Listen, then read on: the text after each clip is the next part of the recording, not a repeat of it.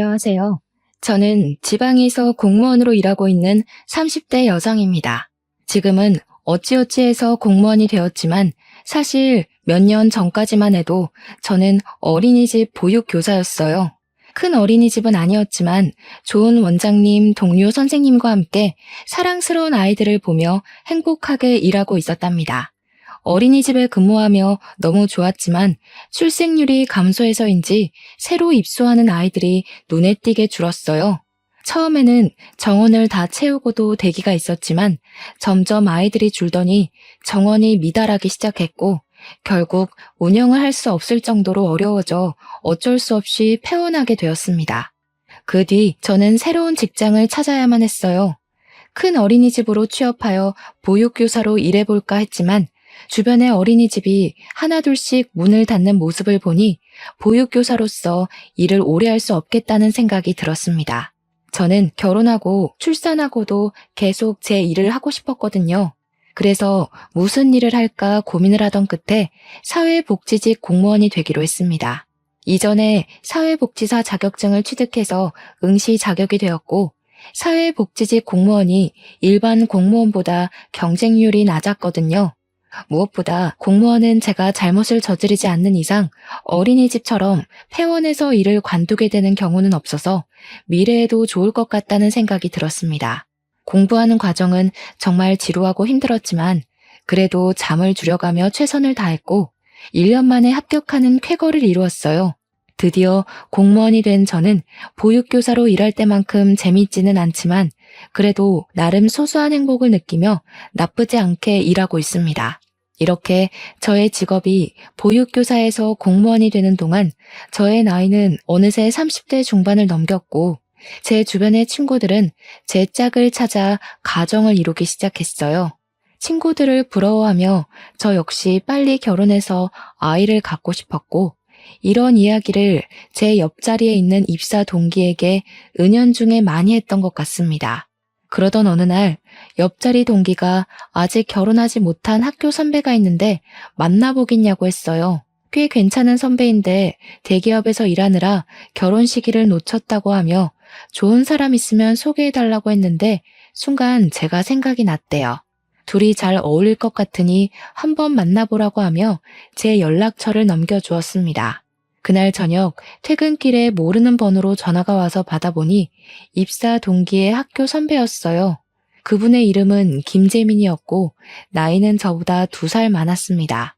처음으로 하는 통화가 정말 어색할 것 같았지만 생각보다 대화가 잘 통했고 그렇게 계속 연락을 주고받다가 그 주 주말에 처음으로 만나게 되었어요.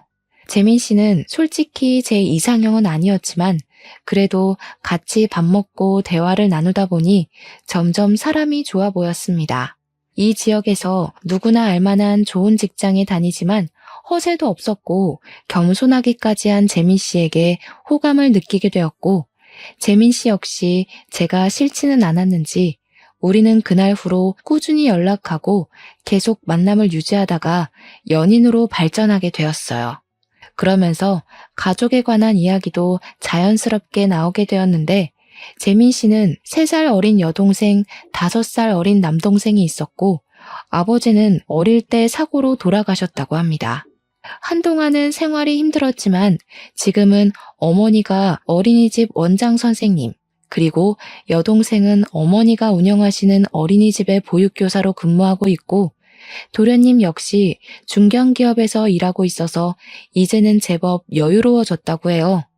재민 씨는 아버지가 계시지 않는 것이 흠이 될까봐 걱정된다길래 우리 부모님은 절대 나쁘게 생각하지 않으실 테니 그런 걱정하지 말고 일단 부모님께 정식으로 인사를 드리기로 했습니다. 우리 부모님은 원래 저의 선택을 믿어주시고 존중해주시는 분이라 제가 좋다고 하니 딸의 눈을 믿겠다며 재민 씨와의 결혼을 반기셨어요. 무엇보다 홍기가 지난 딸을 드디어 결혼시킨다는 생각에 아주 홀가분해 보이셨습니다. 그리고 저 역시 시댁에 인사를 드리러 가게 되었는데 시댁에 들어가니 어머니부터 남동생까지 저를 아주 환하게 반겨주셨어요. 특히 어머니는 이렇게 예쁜 처자가 아직도 결혼하지 않았냐고 하며 꼭 저를 안아주셨고, 특히 저보다 1살 어린 예비 아가씨는 오빠랑 남동생밖에 없는 자신에게 둘도 없는 언니가 생긴 것 같다며 너무 좋아했습니다. 무엇보다 제가 공무원 하기 전 보육교사로 근무한 경험이 있다고 하니 어머니께서는 아주 반가워하시고 좋아하셨어요. 그 뒤로 우리의 결혼 준비에는 가속도가 붙었고, 그 후 6개월 만에 결혼식을 올리고 정식으로 부부가 되었답니다. 남편은 결혼 후에도 저에게 여전히 잘해주었습니다. 주변 친구들의 말을 들어보면 신혼 때 피 터지게 싸운다고 하던데, 저와 남편은 신혼 때부터 지금까지 한 번도 큰 소리를 내며 싸워본 적이 없었어요. 집안일도 제가 말을 하기도 전에 알아서 다 해주고, 요리도 꽤 잘해서 주말에는 남편이 직접 음식도 만들어 주었습니다. 게다가 시어머니도 시댁에서 저에게 설거지조차 시키신 적이 없고 주방에는 얼씬도 못하게 하셨어요. 혹시라도 주방 일을 부탁해야 할 일이 생기면 제가 아닌 남편이나 아가씨 또는 도련님을 시키셨고, 김장도 저에게 알리지 않고 시어머니 친구분들을 불러서 함께 하셨습니다. 저희 시댁은 차례나 제사도 없어서 명절 때는 거의 외식을 하거나 배달 음식을 시켜 먹었어요. 남편보다 3살 어린 아가씨 역시 저를 친언니처럼 따랐고, 우리는 종종 둘이서만 만나 맛집 탐방도 하고 같이 술도 마시곤 했습니다. 제가 친구들에게 이런 이야기를 하면 세상에 그런 남편과 시댁이 어딨냐며 아주 많이 부러워했고, 저 역시 항상 저를 배려해 주시는 시어머니와 저를 최우선으로 생각하는 남편에게 너무 고마웠어요. 그러던 어느 날 항상 과묵하고 말이 없던 도련님이 결혼하고 싶은 사람이 생겼다며 부모님께 보여드리기 전에 저와 남편에게 먼저 보여주고 싶다고 했습니다. 저는 사실 항상 말이 없는 도련님을 보며 여자를 만날 수 있겠나 싶었는데, 결혼하고 싶다고 하니 괜히 제가 다 자랑스럽고 기쁘더라고요. 그런데 도련님과 결혼할 사람, 즉 나의 예비 동서가 부모님은 어릴 적 돌아가시고 오빠가 하나 있긴 했는데, 그 오빠 역시 얼마 전 병으로 세상을 떠났다고 합니다. 그래서 가족이 없으니 말조심을 해달라고 부탁했어요. 드디어 만나기로 한 당일 우리가 먼저 레스토랑에 도착하고 이어서 도련님과 결혼할 사람이 도착했습니다. 예비 동서는 저를 보자마자 아주 반갑게 인사를 했어요.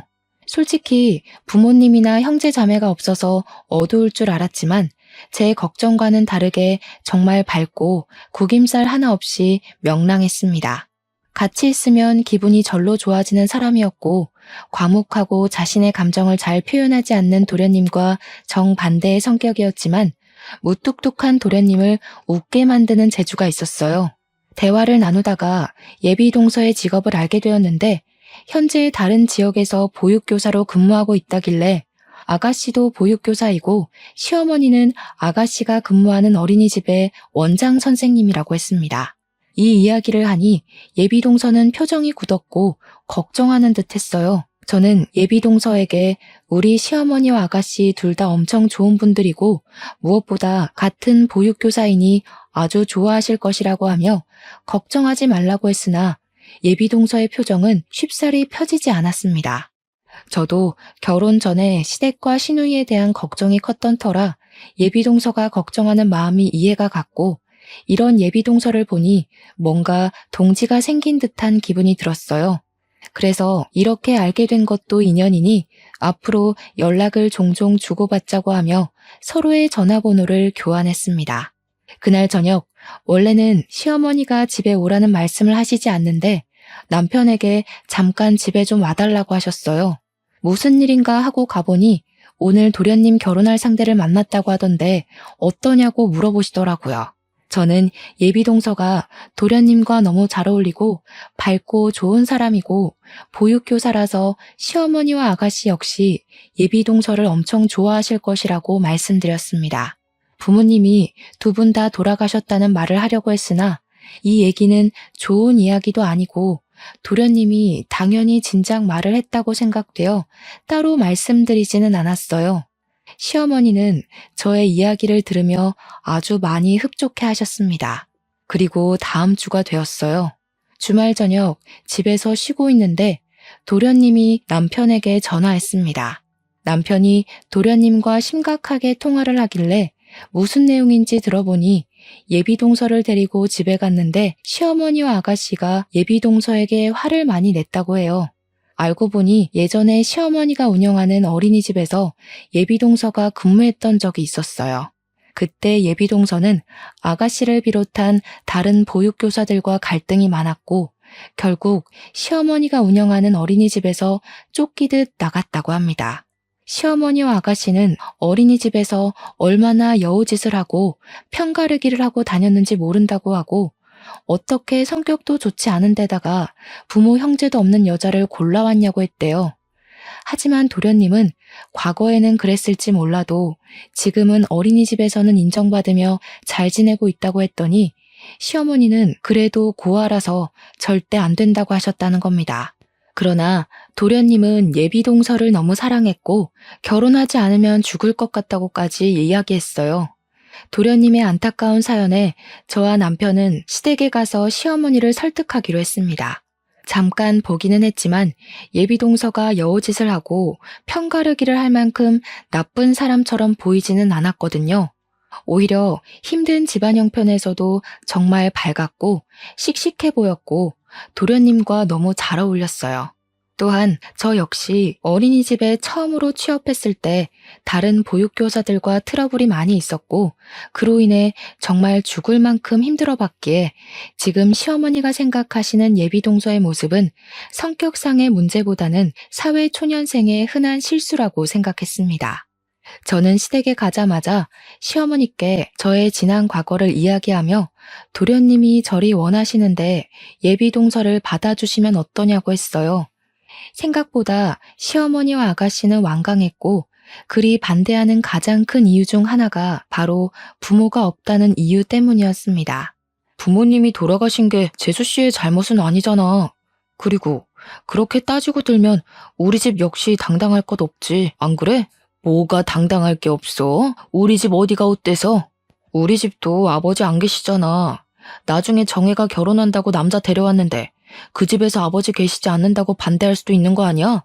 그리고 무엇보다 엄마는 어린 아이들을 돌보는 선생님인데 그런 사람이 부모 없다는 이유로 결혼을 반대한다는 게 말이 돼? 그래도 부모 없이 자란 사람을 우리 집 며느리로 들일 수는 없어. 게다가 예전에 우리 어린이집에서 근무할 때 얼마나 뒷말이 많았다고. 절대 안 돼. 뭐가 얼만큼 뒷말이 많았는데 어린이집에 무리를 일으킬 정도였어? 그 정도는 아니었잖아. 그리고 그때는 그렇다 쳐도 지금은 아니잖아. 솔직히 그렇게 과거 하나하나 따지면 정의 죄도 만만치 않아. 아무 곳에도 시집 못 간다고. 남편의 말에 시어머니는 아무 말도 못했고 시어머니는 일단 가라고 하셨습니다. 시어머니는 제가 갈 때마다 항상 웃으시며 잘 대해주셨는데 이런 모습을 처음 봐서 당황스러웠어요. 일단 이날은 시간이 늦어서 우리는 바로 집으로 왔습니다. 2주일 정도 후 시어머니한테 전화가 왔는데 울고 계셨어요. 무슨 일이냐고 했더니 도련님이 밥도 잘 못 먹고 잠도 잘 못 자더니 결국 쓰러져서 응급실에 왔다고 합니다. 저와 남편은 깜짝 놀라 바로 병원으로 달려갔어요. 시어머니는 응급실까지 실려온 도련님을 보더니 이러다가 우리 재호 죽겠다고 하며 어쩔 수 없이 결혼을 허락했습니다. 도련님이 몸이 회복되자 바로 결혼 준비를 했어요. 예비동서는 가족이 없어서 상견례도 할 필요 없었고 바로 식장을 예약하고 웨딩 사진을 찍었습니다. 하루는 동사무소에서 근무하고 있는데 예비동서에게 연락이 왔어요. 웨딩 사진을 찍었다며 저에게 사진을 보내줬는데 너무 예쁘고 천사 같았습니다.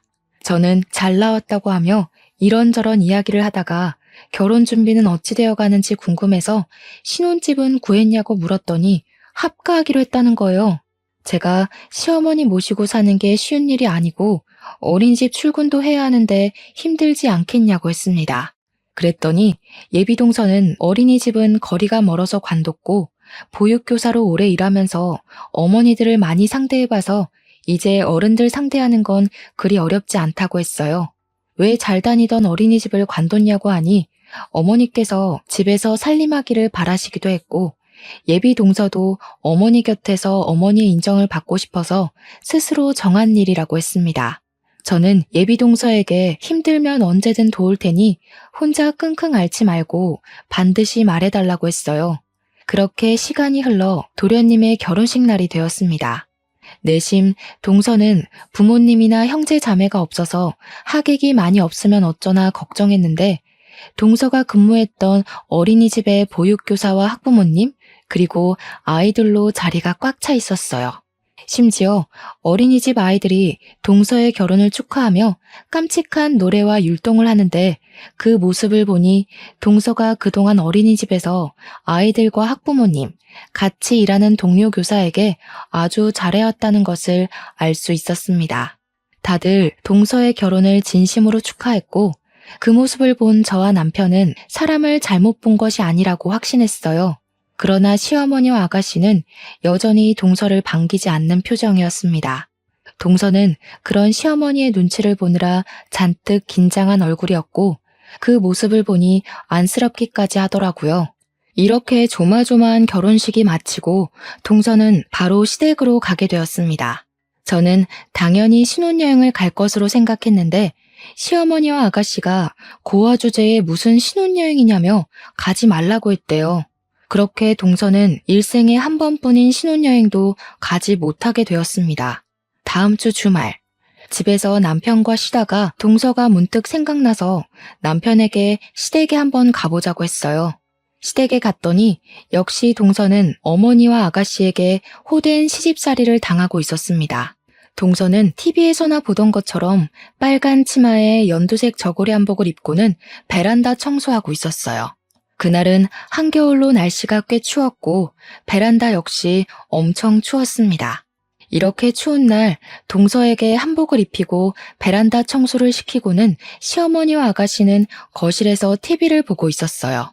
동서, 지금 뭐 하는 거예요? 베란다도 엄청 추울 텐데. 꼭 이렇게 추운 날 베란다 청소를 해야 해요? 불편한 한복까지 입고요.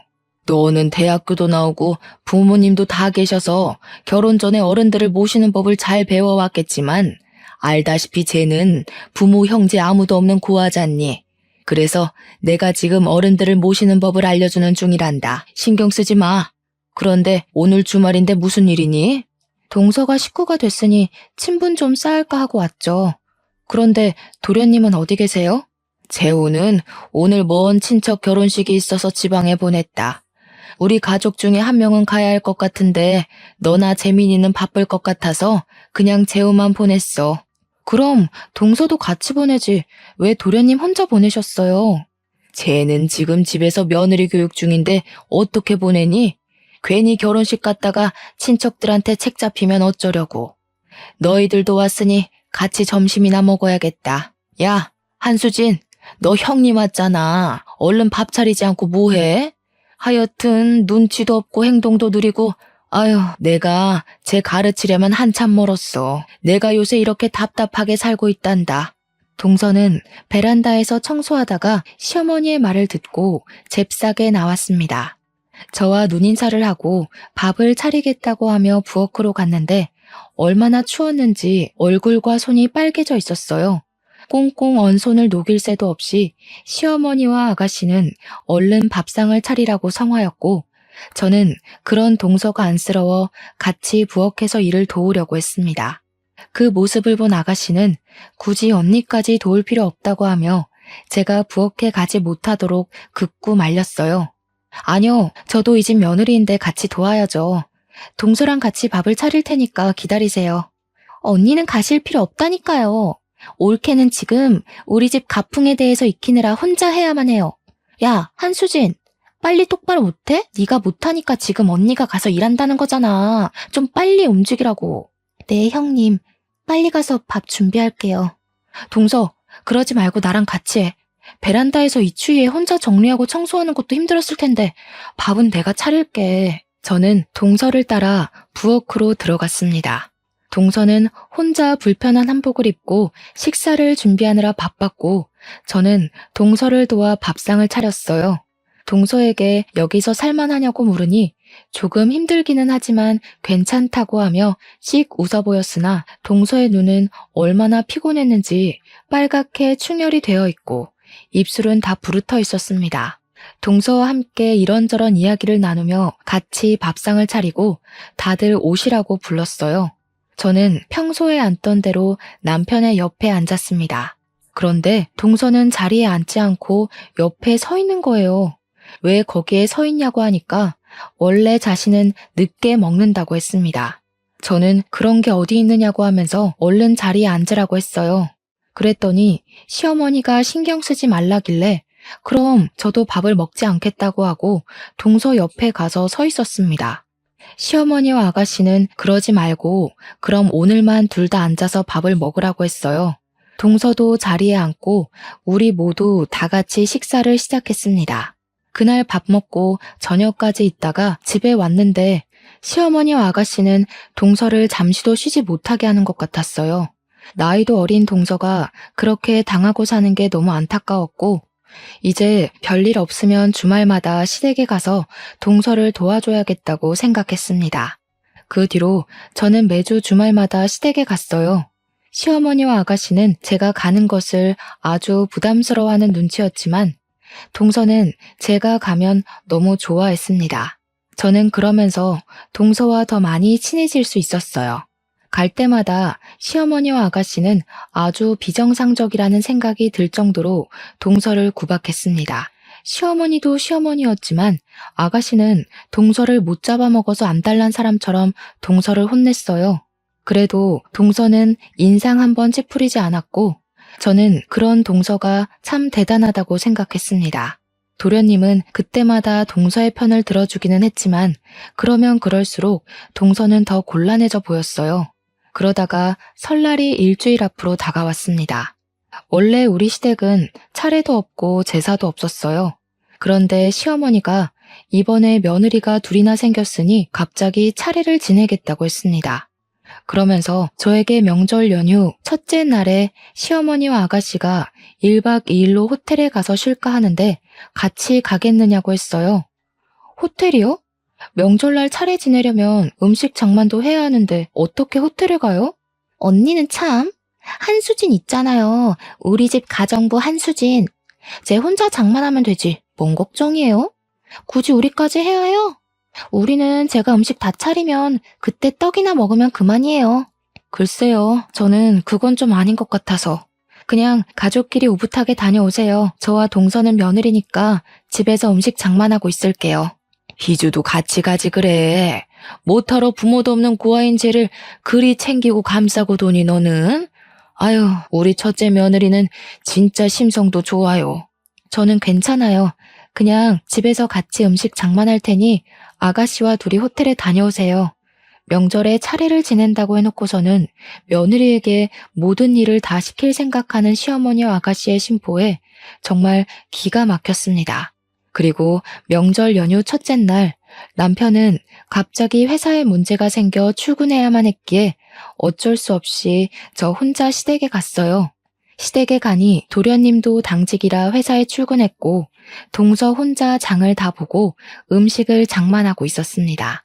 동서는 저를 보더니 같이 호텔에 가시지 왜 왔냐고 했어요. 제가 첫 명절인데 동서와 같이 있고 싶어서 왔다고 하니 너무 고맙다고 눈물까지 글썽였습니다. 저는 동서와 함께 전을 부치고 나물과 각종 음식을 하며 이야기를 나눴어요. 그러다가 동서가 자신이 살아온 이야기를 했습니다. 동서에게는 어릴 적 아버지가 술병을 들고 매일 소리 지른 기억밖에 없대요. 어머니는 그런 아버지에게 매일같이 맞고 눈이 멍든 채로 식당에 나가서 홀서빙에 설거지 등의 온갖 굳은 일을 다 하셨습니다. 그렇게 집안의 생계는 하나도 책임지지 않고 술만 드시며 돌아다니시던 아버지가 어느 날부터인가 갑자기 집에 오시지 않았는데 나중에 알고 보니 술 드시고 다니시다가 차에 치이셔서 돌아가셨다고 합니다. 아버지가 돌아가시고 나서 한 달 뒤 어머니께서는 이제야 좀 안 맞고 사나 했는데 갑자기 음식을 거의 드시지 못하시고 구토만 하시길래 병원에 가보니 위암 말기였대요. 당시 어머니는 수술할 형편도 되지 않았고 수술해도 완치 가능성이 희박하다고 하여 그냥 진통제만 먹으며 하루하루를 버티셨습니다. 그리고 얼마 뒤에 어머니도 돌아가셨어요. 그때 동서는 고작 초등학교 6학년이었습니다. 동서의 부모님이 다 돌아가시고 동서에게 남은 가족은 이제 오빠밖에 없었어요. 당시 고등학교 3학년이었던 오빠는 다니던 고등학교를 자퇴하고 공사판을 돌아다니며 돈을 모았습니다. 돈을 준다는 곳이 불법적인 곳만 아니면 어디든 다녔고 그렇게 동서의 오빠는 동서의 학비와 생활비를 벌었어요. 그런데 동서가 고등학생 2학년 때 소위 일진이라고 불리는 아이들과 친구가 되었고 그 친구들과 어울리며 동서는 클럽과 술집을 다니기 시작했습니다. 그때 클럽에서 만난 사람이 바로 아가씨였다고 해요. 당시 아가씨는 21살로 흔히들 말하는 클럽 죽순이었고 동서는 아가씨를 만날 때마다 시비를 걸어서 클럽을 갈 때마다 싸웠다고 합니다. 하루는 싸움이 너무 커져서 둘이 경찰서까지 가게 되었는데 그때 아가씨가 동서가 고등학생인 것을 알고 이를 더 키우진 않았지만 그날 이후로 아가씨가 동서에게 돈을 요구하고 폭행도 하는 등 지독하게 괴롭혔다고 해요. 이렇게 동서가 당하고 있음을 알게 된 동서의 친오빠는 아가씨를 찾아가 제발 고등학교만 졸업할 수 있게 더는 건드리지 말아달라고 하며 아가씨 앞에 무릎을 꿇었습니다. 아가씨는 동서의 친오빠에게 이제 괴롭히지 않을 테니 돈을 가져오라고 했고 친오빠는 무리해서 일하며 돈을 마련해서 아가씨에게 건네주었어요. 그렇게 돈을 받은 아가씨는 그 뒤로 동서를 더는 찾지 않았다고 합니다. 동서는 자신을 위해 무릎까지 꿇는 오빠를 보고 정신 차리고 더는 클럽에 가지 않았고 무사히 고등학교를 졸업 후 1년 재수해서 대학교까지 가게 되었어요. 처음에는 취업이 잘 된다는 컴퓨터 공학과를 갔으나 취업하고 보니 너무 적성에 잘 맞지 않았다고 합니다. 평소에 아이들을 좋아했던 동서는 회사 다니며 보육교사 자격증을 취득했대요. 그리고 동서가 보육교사 자격증을 받은 날 오빠는 백혈병 진단을 받았고 돈 때문에 병원에서 제대로 치료받지 못해 결국 한 달 정도 후에 세상을 떠났다고 합니다. 이렇게 동서는 모든 가족이 다 떠나고 세상에 혼자 남게 되었어요. 그 뒤로 보육교사로 첫 취업을 하게 되었는데 하필이면 처음으로 간 곳에 예전에 클럽에서 만난 아가씨가 보육교사로 있었고 어린이집의 원장은 아가씨의 어머니, 즉 시어머니였습니다. 동서가 먼저 아가씨를 알아보고 왜 여기 있냐고 물었고 아가씨는 엄마가 어린이집 원장 선생님이라 뒤늦게 전문대학교 유아교육과 가서 이곳에서 일하고 있다고 했어요. 그러면서 아가씨는 자신의 엄마인 원장 선생님한테 아주 좋은 사람이니 꼭 채용하라고 했고 다음 날부터 정식으로 출근했습니다. 동서는 처음에는 아가씨가 있어서 조금 꺼려지기는 했는데 이전과는 달라진 것으로 보였고 여기 아니면 당장 일할 곳도 없어서 근무하기로 했다고 해요. 아이들은 정말 너무 예쁘고 일도 좋았는데 아가씨와 시어머니는 같이 근무하는 보육교사에게 동서의 험담을 하기 시작했고 차츰 다른 보육교사들도 동서를 무시하고 하대했습니다. 어린이집의 모든 굳은 일은 다 동서가 도맡아서 했고 회식 같은 것을 할 때도 동서만 빼놓고 자기들끼리만 갔다고 해요. 다른 보육교사들이 원망스러웠지만 원장 선생님인 시어머니와 그 딸인 아가씨가 동서를 주도적으로 따돌리니 다들 어쩔 수 없었을 것이라고 했습니다. 너무 힘들었던 동서는 결국 1년 만에 그곳은 관두고 다른 곳으로 가려고 했지만 시어머니와 아가씨가 이 지역의 다른 어린이집에도 취업하지 못하게 동서가 고등학교 때부터 일진들과 놀고 술 먹고 다녔다는 소문을 퍼뜨렸어요. 틀린 말은 아니지만 고등학교 졸업 후에는 클럽 근처에는 얼씬도 하지 않았고 무엇보다 아가씨 본인도 클럽에 다녔지만 그 말은 쏙 빼놓았더라고요. 어찌됐든 이 소문 때문인지 동서는 이 동네에서는 어린이집 취업이 되지 않았고 그래서 집에서 조금 먼 다른 지역의 어린이집에 겨우 취업을 했습니다. 첫 번째 어린이집에서 호되게 당해서인지 두 번째 어린이집에서는 아주 무난하고 편하게 일할 수 있었다고 해요. 그곳에서 오랜 시간 동안 부모님들과 원장 선생님, 같이 일하는 보육교사에게 인정받으며 일했다고 합니다. 비록 시어머니가 관두라고 해서 관뒀지만 거기서 일했을 때가 가장 행복했다고 해요.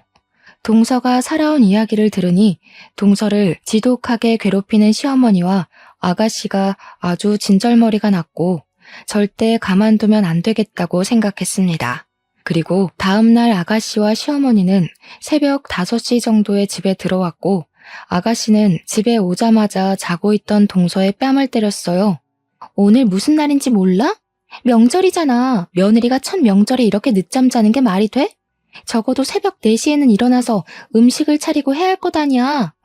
자기는 호텔에서 쉬다 왔으면서 동서에게는 새벽부터 일어나 음식을 차리라는 아가씨의 모습에 화가 나서 제가 뭐라고 하려던 찰나 남편이 제 앞을 가로막았습니다.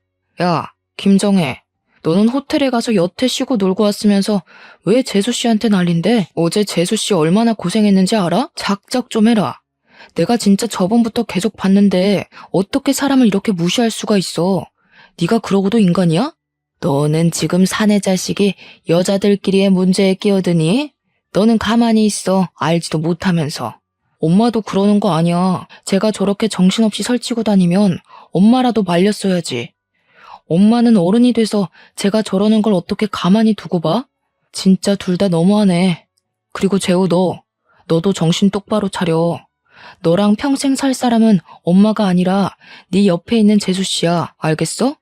재수씨, 너랑 결혼한 후로 하루하루 말라가는 거 안 보이냐? 지쳐가는 거 안 보이냐고 정신 좀 차리고 살아. 남편은 제가 하고 싶었던 이야기를 속 시원하게 다 해주었고 동서는 남편의 말에 눈물을 흘리기 시작했어요. 어머니가 그동안 저한테는 잘해주셨지만 동서는 고아 출신이라는 이유로 항상 무시하셨죠. 그리고 부당한 시집살이까지 시키시고요. 그거는 얘가 젊은 시절에 클럽에 다녔다고 해서 혹시 결혼하고 나서도 그럴까봐 일부러 엄하게 한 거야. 얘가 고등학교 때부터 술, 담배하고 클럽에서 살며 이 남자 저 남자를 만나고 다녔단다. 그런 싸구려 창녀 같은 여자를 재호 때문에 며느리로 받기는 했는데 그래도 내 며느리가 된 이상 사람을 만들어야 하지 않겠니? 그래서 너와는 다르게 얘한테는 엄격하게 대했던 거야. 그 이야기 누구한테 들으셨어요? 당연히 아가씨겠죠? 왜냐? 아가씨 역시 클럽 죽순이었으니까요. 그럼 어머니 딸부터 단속시키세요. 괜히 남의 집 귀한 딸 단속시킨다는 이유로 고생시키지 말고요. 그리고 이번 명절 저와 동서는 이런 부당한 대우 받으며 이 집에서 못 지내겠어요. 음식은 다 준비했으니 어머니와 아가씨 그리고 두 아드님이 같이 하면 되겠네요. 동서, 우리는 나가자. 뭐? 그럼 오늘 삼시세끼에 차례상은 누가 차리라고? 저는 이씨, 동서는 한씨인데 왜 우리가 김씨 조상의 차례상을 차립니까? 저희는 김씨 조상의 얼굴도 모르는걸요. 김씨 가문인 아가씨와 남편 도련님이 정성껏 차리시면 되겠네요. 우리는 어제 너무 힘들게 음식해서 좀 쉬어야겠어요. 그럼 수고하세요. 시어머니는 제 뒤에서 말하는 것 보라며 뭐라고 하셨지만 저는 시어머니를 무시하고 동서의 손을 잡고 시댁에서 나갔습니다. 잠시 후 남편과 도련님도 우리를 따라 나오고 시어머니와 아가씨는 가지 말라고 난리가 났어요. 저는 동서와 함께 바로 제 친정집으로 갔고 남편은 도련님과 이야기한다며 우리 집으로 갔습니다. 부모님은 명절 당일 새벽같이 찾아온 저와 동서를 보며 무슨 일이냐고 물었고 저는 그동안 동서가 당한 모든 일을 다 말씀드렸어요. 엄마는 시어머니가 그런 사람인지 몰랐다고 하시며 동서에게 이제 명절날마다 여기가 친정이라 생각하고 같이 오라고 하셨습니다. 이렇게 저와 동서는 친정에서 하룻밤 자고 다음날 우리 집으로 향했어요. 집에 가보니 우리 집에 도련님과 동서의 짐이 있었습니다. 이게 무슨 짐이냐고 했더니 도련님이 분가하기로 했다면서 집 구할 때까지만 같이 살자고 했어요. 우리가 사는 집은 방 3칸짜리였고 마침 방 하나는 비어 있어서 그 방을 내어주며 당분간 저와 남편 그리고 도련님과 동서가 함께 지내기로 했습니다. 그렇게 산 지 6개월 정도 지났어요. 사실 도련님과 동서는 빨리 나가려고 했으나 도련님의 회사와 우리 집이 가깝기도 했고 넷이 같이 있는 시간이 너무 좋아서 나가려는 것을 붙잡았습니다. 6개월이라는 짧지는 않은 시간 동안 우리 넷은 조금 불편하기는 해도 싸우거나 감정이 상할 일은 없었어요. 그러던 어느 날 시어머니에게 연락이 왔습니다. 이번에 아가씨가 결혼할 남자를 데리고 와서 상견례를 할 테니 그때 다 나오라고 하며 상견례 장소와 시간을 알려주었어요. 우리는 굳이 가고 싶지 않았지만 그래도 아가씨가 결혼한다고 하니 어떤 사람과 하는지 궁금해서 상견례장에 가겠다고 했습니다. 아가씨의 상견례 날이 되었어요. 음식점 이름만 들어서 몰랐는데 막상 가보니 꽤 비싸고 좋은 한정식 집이었습니다. 예약된 곳으로 들어가 보니 아가씨와 결혼할 남자 측 가족들이 이미 와 있었는데 아가씨의 시아버지 되실 분이 바로 저의 직장 상사였어요. 이분은 우리 동사무소에서 부자 집안으로 소문나 있고 인성도 꽤 좋으신 분이었습니다. 아가씨의 예비 시아버지는 저를 보더니 우리 이렇게 사돈이 되느냐며 아주 많이 반가워했고 아가씨의 상견례는 화기애애하게 시작되었어요. 한창 이야기를 주고받다가 아가씨의 예비 시아버지가 저에게 아가씨는 집에서 어떠냐고 물어보셨습니다. 아가씨요? 집에서 저한테 아주 잘 대해주세요. 인성도 좋고 말도 재밌게 잘하고 아주 좋은 사람이에요. 그런데 제 동서한테는 참 까칠하더라고요. 왜 그런가 하고 봤더니 동서가 부모님이 계시지 않고 젊었을 때 클럽에 다녔다는 이유로 그리 구박을 해대더라고요. 저는 다행히 부모님 두 분 다 살아계시지만 제가 동서처럼 아버지가 계시지 않거나 두 분 다 안 계셨다면 아마 저도 같은 취급 당했겠죠? 그리고 아가씨 역시 20대 때 열심히 클럽에 다니셨던데 아가씨는 젊을 때 클럽에 다녀도 되지만 우리 동서는 클럽에 다니면 안 됐었나 봐요. 아, 지금 상견례를 하고 있는데 아가씨가 클럽 다니며 이 남자 저 남자 만났던 이야기는 하면 안 되는 거였나? 젊을 때야 뭐 다 그러죠. 다 이해하시죠? 아, 그리고 우리 아가씨는 정말 어른 공경을 잘해요. 저번 설 때는 동서가 새벽 5시에 잠자고 있었다고 아가씨가 동서의 뺨을 때리더라고요. 며느리가 첫 명절에 늦잠 잤다면서요. 저도 사실 그때 정신없이 자고 있었는데 잠이 확 깨더라고요. 아마 아가씨 결혼하면 시댁에 엄청 잘할 겁니다. 며느리 노릇 톡톡히 할 거예요. 우리 희주 지금 무슨 소리를 하는 거니? 우리 정혜가 뭘 어쨌다고 말이야. 사돈 다 장난인 거 아시죠? 우리 딸은 클럽에 다녀본 적이 없어요. 얼마나 얌전하게만 살아왔는데요. 걱정 하나도 하지 마세요. 제가 우리 정혜를 얼마나 곱게 키웠는데요. 시어머니는 저의 폭탄 발언에 뒤늦게 뒷수습을 하려고 했지만 이미 아가씨의 예비 시부모님들은 표정이 굳어 있었고 상견례장 분위기는 얼음판처럼 싸해졌습니다. 바로 상견례는 마무리되었고 아가씨의 예비 남편 가족들이 나가자마자 시어머니와 아가씨는 제 머리채를 붙잡았어요. 너 미쳤냐? 그래도 공무원이라고 오냐오냐 해줬더니만 이게 아주 하늘 끝까지 기어오르려고 하네. 이게 지금 얼마짜리 판인데 네가 끼어들어? 이러다가 우리 정혜 결혼 못하면 어찌할 거야? 저 집이 어떤 집인 줄이나 알아? 언니는 그냥 조용히 입이나 닥치고 있을 것이지. 왜 눈치 없이 주둥이를 나불거려서 내 앞길을 막아요? 진짜 제정신 아니네. 한수진 전현이랑 어울리더니 이제 정신줄 나버렸어요? 시어머니와 아가씨는 나가자마자 저를 죽일 듯한 눈빛으로 저에게 욕설을 퍼부었습니다. 그때 나갔던 아가씨의 예비 남편과 예비 시부모님이 다시 들어왔어요. 아가씨의 예비 시어머니가 핸드폰을 테이블에 두고 가서 찾으러 온 것이었습니다. 이로 인해 아가씨의 예비 남편은 아가씨가 욕설하고 제 머리채를 붙잡은 모습을 다 보게 되었어요. 또 원래 인성이 있던 사람이었구나. 그동안 내 앞에서 착한 척하느라 정말 힘들었겠네. 고생 아주 많았어. 이제 네 맘대로 하고 살아. 나는 이렇게 이중인격자인 너랑 결혼은 못하겠다. 무슨 소리야. 우리 서로 너무 사랑했잖아. 그런 소리 하지 마. 너가 너희 올케 부모님 계시지 않다고 그렇게 무시했다면서? 나 역시 아버지가 계시지 않는 너와 결혼 못하겠어. 결혼식을 하는데 장인 장모가 함께 있어야지. 혼주석에 장모 혼자 앉아있으면 그림이 웃기지 않겠어? 나는 그런 반쪽짜리 집안이랑 결혼 못하겠다. 아버지, 어머니도 저와 생각이 같으시죠? 아가씨의 예비 시부모님은 아가씨의 얼굴을 보며 혀를 끌끌 차시며 나가셨고, 그렇게 아가씨는 파혼하게 되었습니다. 그 뒤로 아가씨는 저 때문에 파혼하게 됐다며 저를 때리고 제 머리채를 잡아 흔들었고, 결국 직원의 제지로 식당에서 쫓겨났어요. 저와 남편 그리고 동선의 부부 역시 식당에서 나와 우리 집으로 가서 넷이 세상에서 가장 통쾌하고 시원한 맥주를 마셨습니다. 그리고 그날 이후 저와 동선은 물론이고 남편과 도련님도 시어머니 아가씨와 연락을 끊고 살았어요.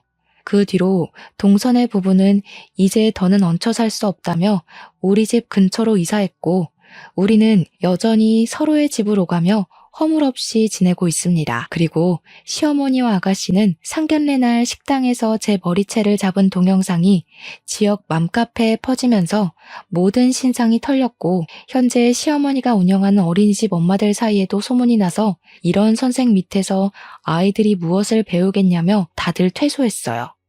아이들이 없으니 더는 운영이 되지 않았고, 시어머니의 어린이집은 폐원하게 되었다고 합니다.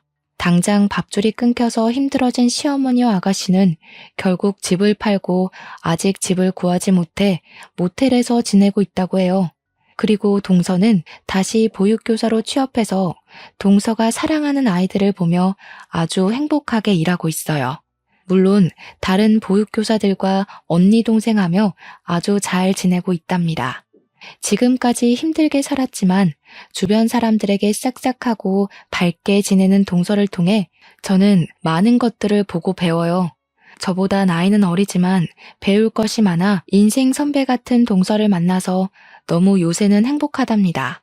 이제는 동서가 지난 아픈 과거는 다 잊어버리고 자신의 꿈 펼치며 행복하게 살았으면 좋겠네요. 저의 이야기는 여기까지입니다. 지금까지 들어주셔서 감사합니다. 모두 편안한 하루 되세요.